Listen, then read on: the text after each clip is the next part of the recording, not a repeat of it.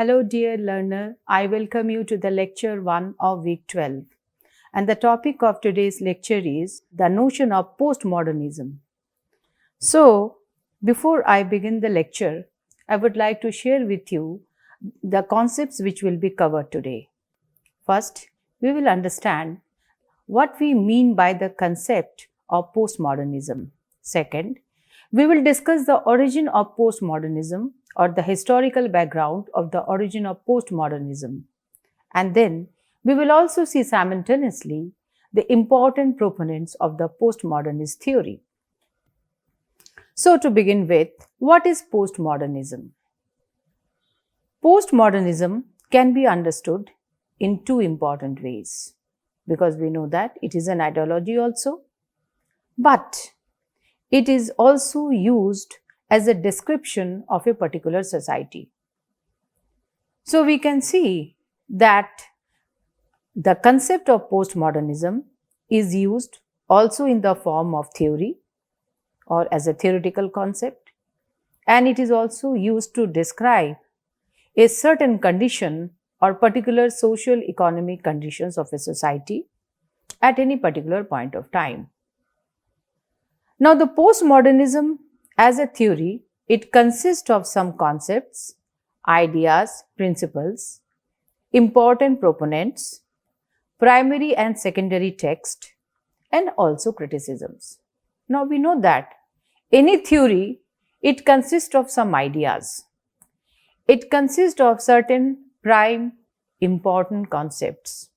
It also consists of certain relationship. Then there are always some important proponents of a particular theory. So postmodernism is also having all these features.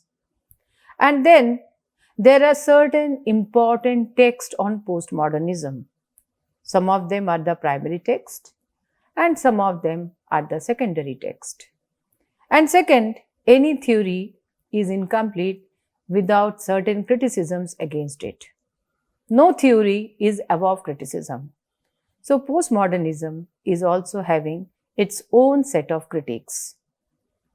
Then when we understand the concept of postmodernism as a study or as a description of a particular type of society, then we have to see that which type of society fits under the term postmodern. For example, it is generally agreed upon that our present society or the contemporary society or the 21st century is a postmodern society. Now, to understand why the present society is called a postmodern society, we have to understand the meaning and essential features of postmodernism. Most importantly, when we try to understand the meaning of postmodernism, we have to understand that why it is called postmodernism, because modernism word is already there in postmodernism, but after using the word post, what does it signifies? Now, the concept of postmodernism was originally used as a reaction to modernism. That is, after the modern society, the type of society or the era which has come has been characterized or has been categorized as a postmodern society. However, this term was first used in the year 1914 in an article which appeared in the Hibberd Journal. And this article was written by J.M. Thomson. So Thomson was the first person who used the term postmodernism in 1914. Now, before we proceed further, we must know that what we understand by modernity, what we understand by the process of modernism, because the modern word is a very commonly used word. We are everyday using it in our everyday language. But when we are using it in social sciences or in political science, it has a certain particular meaning. It has a technical understanding. So, to understand the meaning and process of modernism, we must first understand that when it originated. So, it originated basically with the advent of industrial revolution in the 17th century, where the new industries were getting established, and also there was a massive growth of science and technology. Lots of scientific innovations were taking place. And these changes were bringing about massive transformation in our social, economic, and political relations. It was also producing changes in our cultural lives. There was changes and development in the field of art, in the field of literature, in the field of intellectual development. In every sphere of our life, we were witnessing lots of development, lots of transformation because of the advent of industrial revolution and with the advent of science and technology. Now, some of the important tenets of modernism we must try to understand. Modernism, it rejected all the traditions and the superstitious practices which were prevalent in the medieval era. We know that in the medieval era, which is also known as the Dark Age, there was prevalence of so much of traditions, old customs which were of no use, having no scientific basis. There were many evil practices. There were so many superstitious practices which were very popular, and it had violated the rights of the individuals in multifarious ways. So, basically modernism, it challenged all these age-old customs, traditions and superstitions, and instead advocated scientific outlook and rational thinking. Now, we must not forget that it was the age of science and reason. So naturally, our outlook towards the world was also influenced by this scientific outlook and having the propensity to look everything with the help of reason. So modernity is characterized by progress, enlightenment ideas, and grand narratives. Now, enlightenment, it is a very important process or stage which is associated with the advent of the modernization. Enlightenment age is also known as the age of reason and rationality.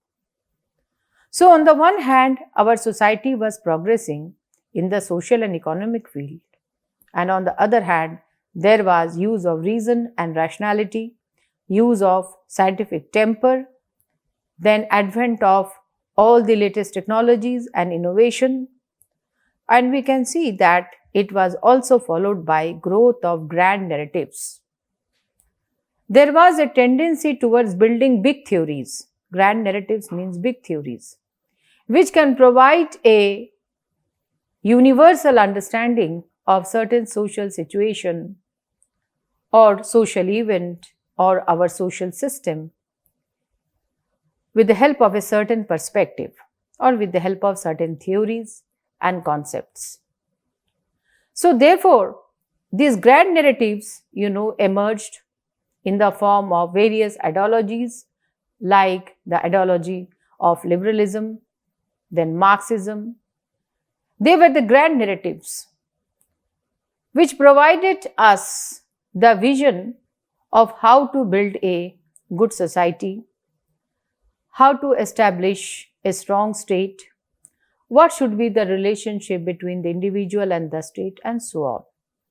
So they provided a grand narrative, a broad vision, a universalist idea of how to establish a society and state on certain principles. I was talking about enlightenment, which formed the basis of modernity. Enlightenment was a philosophical movement in Europe from 17th to 18th century. So you can see that the advent of industrial technology or industrial revolution, the advent of science and technology was coterminous with the advent of enlightenment. It was a philosophical movement or a type of renaissance. It emphasized reason and science over faith and superstition. So this was very important because the other fields of our life were being transformed because of the advent of science and technology. So we cannot have science and technology in one field and we cannot practice, age-old customs or the superstitious practices or irrational beliefs on the other hand. So there was bound to be change not only in our outlook and our philosophical understanding, but also in our social, economic and political setup.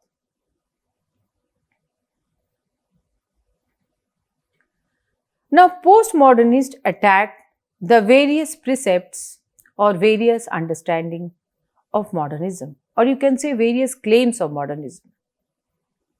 And not only in this lecture, but also in the subsequent lectures on postmodernism, we will see that how the various claims, ideas and principles of modernism has been rejected and criticized by the postmodernist thinker. So to consider some of those attacks or criticisms against modernism, the first one is it considered modernism as monolithic, hegemonic and a structure of control and domination. It is monolithic in structure. Monolithic means a single structure which is dictating how to live our lives or what shall be an ideal notion of society or how the history should move, how a society should develop, what shall be the individual rights and so on. It's monolithic, it is hegemonic because it is ruling over other forms of ideology or knowledge system. And it has been a structure of control and domination. So modernity has been used as a tool to control the mind and lives of all those non-Western countries and their people who have been subjected to forces of modernity after they got independence, and also because some of them were the colonies of the Western countries. So they were also, directly or indirectly, they also had to encounter the forces of modernization. Moreover, after they became independent, they were faced with the twin problems of development and nation building. They also wanted to modernize and develop as per the Western paradigm and the Western standards. So therefore, after independence, Western model of development, whether it is a liberal model or the Marxian model, they provided two important models or aspirations before the third world countries or the developing countries, and they try to emulate this model so that they can also bring out the process of modernization as early as possible in their own countries. So therefore, in a way, they did not have time, nor they had the awareness to explore their own indigenous models of development, their own indigenous model of states. And they, blindly, they imitated the Western models of development and they accepted the Western forces of modernization to be true and the right way of developing or right way of development. So postmodernists then, besides they are criticizing the modernity for being monolithic and hegemonic, they are also deeply suspicious of truth, objectivity, and progress, which is one of the important characteristics of modernism. Because the science aims at achieving certain truth about the events and the occurrences which are taking place in the society. And it is believed that with the help of scientific method, we can achieve the truth, we can know the truth. And also it is based on following certain objective procedures and methods. So it is believed that by following a scientific method, progress can be achieved. But postmodernists have either they have rejected or they have, questioned the importance or the necessity of having an objective or a wholesale notion of truth. Therefore, they are characterized by anti-science, anti-capitalist mindset. Since they have questioned the central precepts of science to be the superior or the supremost source of knowledge, when they are questioning the scientific methods, then they have been termed as anti-science and also anti-capitalist. Because if you remember that the liberal model of development was following the capitalist economy. So therefore, all the progress which actually took place in the Western world, they occurred because of following the capitalist model of economy. So this capitalist model of economy, though on the one hand, it could bring lots of progress, but on the other hand, it has created various social problems also. It has increased the vast social and economic inequalities in the society. So therefore, postmodernists, when they are actually questioning the Western notion of development, they have been termed as anti-capitalist. It is also questioned the subtle assumptions about society, culture, and reconceptualize the relation between knowledge and power. In fact, the postmodernists, they have questioned every settled assumptions, every grand narratives and theories which has been accepted till date.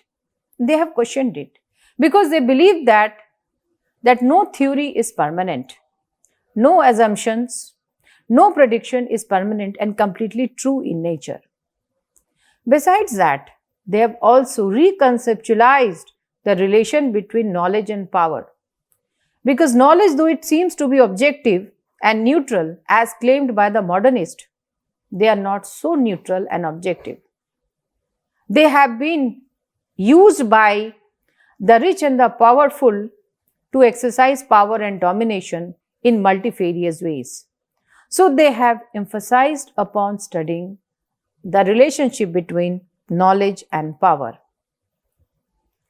Now, it is generally said that you can trace the roots of postmodernism only after the advent of modernity, but some of the scholars, they believe that the essence of postmodernism can be traced back to 19th century, long before even the term was used. Now, I would like to quote the statement, postmodernism designates the state of our culture following the transformation which since the end of 19th century have altered the game rules for science, literature and arts. So, it is actually trying to show that the phenomena of postmodernism, it is nothing but it is a state of culture. And this state of culture has been developed because of the transformations which have took place by the end of the 19th century, and they have altered the game rules for science, literature and arts, because by questioning the precepts of science and by asking various questions and raising voices against the important precepts of modernity, they are transforming various other disciplines which include the literature and arts. Now, growth of science and technology, then democracy and capitalism produced widespread changes in the lives of the people, both positive and negative in nature. So, we must understand that when we analyze modernity, we have to analyze both its positive and negative side.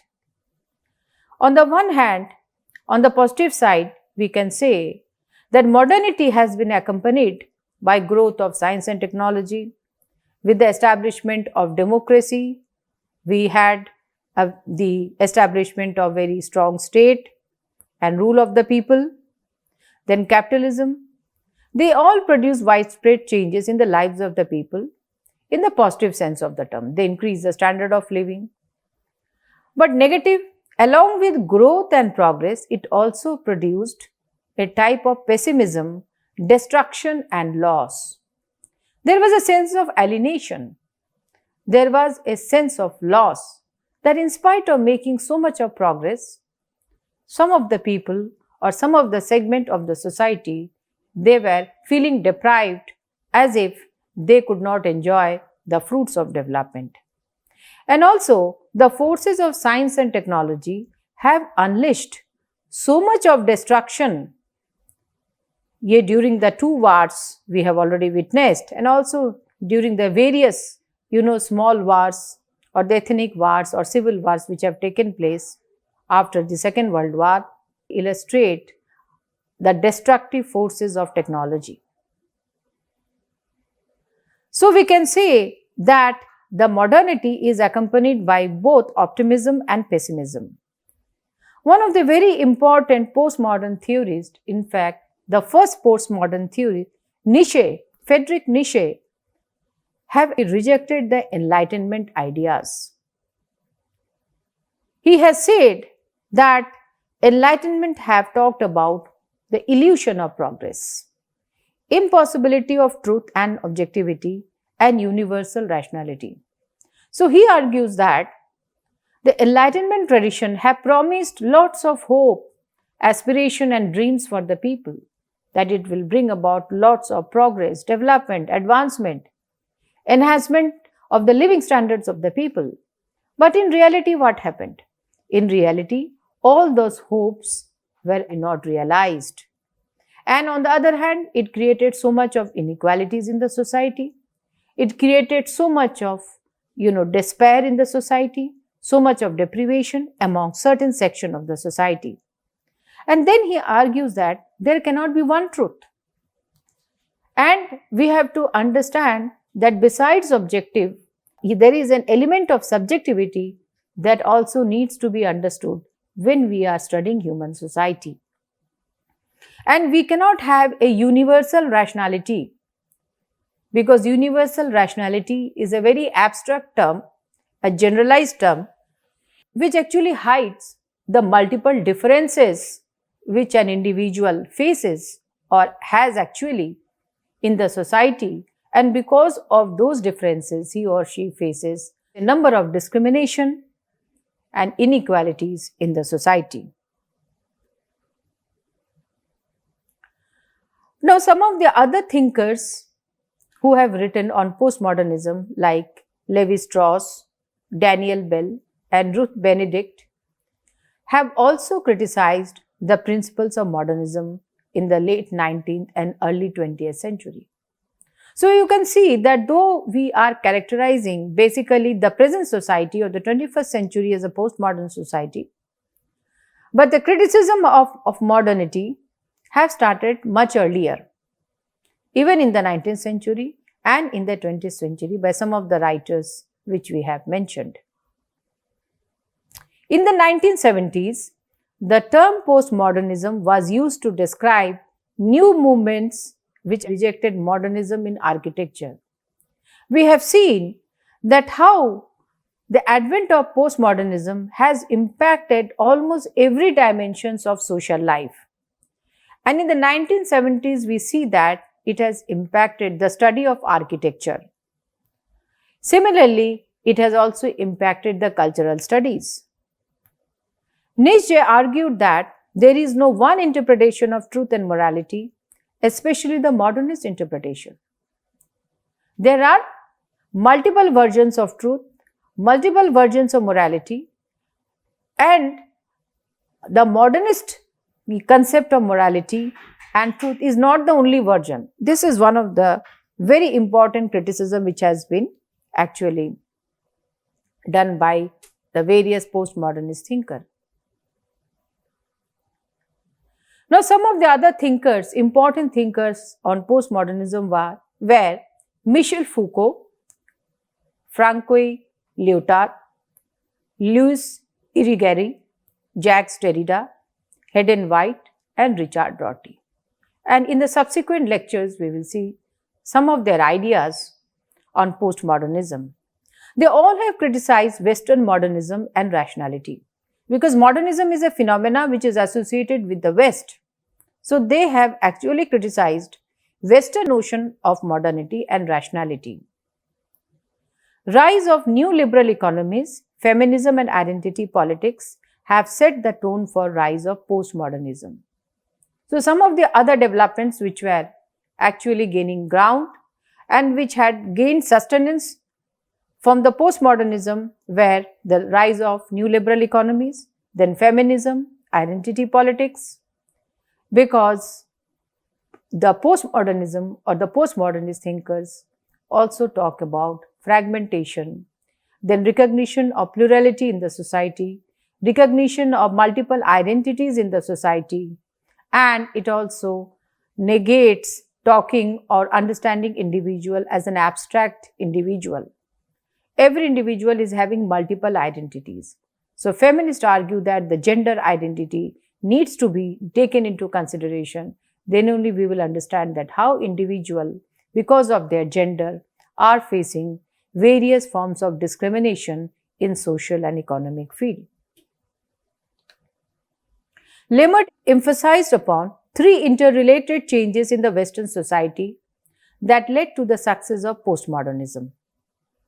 And the first was the sudden collapse of the Euro-American colonial system. You know that there was a period of colonialism and imperialism, and the entire development of the Western countries thrived on the resources which they fetched from their colonies, whether it was the natural resources or the cheap labor. They all were extracted and they were exported to the Western countries, which led to their fast industrial development. So after the collapse of this Euro-American colonial system, people started challenging these dominant notions of philosophy or dominant notions of political and economic theory. And then at the same time, they also started realizing or getting aware about their own indigenous thoughts, philosophy, economic and social system. And the second was the defeat of communism, because these were the two grand narratives. One was the liberalism and second was the communism. And it was believed that both these ideologies, they will provide solutions to all the problems of the world. They will address the issues of inequality, they will address the issues of the underdevelopment of society. But unfortunately, there were many challenges and problems in the liberal society. And also in the Marxist society, we have seen that there were problems of authoritarianism, there was absence of rights and so many other issues. And ultimately, with the demise of communism, with the end of Soviet Union, it became absolutely clear that even this grand narrative cannot help in providing solutions to the various problems or the age-old problems of the world. And the third important development is the dramatic rise and opposition to the very idea of a unified and universal world culture based on Euro-American values. So there was challenge to the universalism of Western ideas. The various ideas of modernism were challenged, starting from the idea of individual, the idea of rights, the idea of justice, the idea of state, the idea of citizenship. In every sphere, they were challenged and questioned from different perspectives, whether by feminist perspective or by the environmentalist or by the caste-oriented perspective. So there were multiple perspectives from which these grand notions of Enlightenment tradition or Euro-American values were challenged. So with this, I come to the end of this lecture, followed by certain activity questions which are aimed at analyzing whether you could follow what has been taught in this lecture. Some of the questions are: what is postmodernism? Name some of its important proponents. Why postmodernists are against modernity? Explain the origin of postmodernism. And there are two questions which I want that you should think about and answer.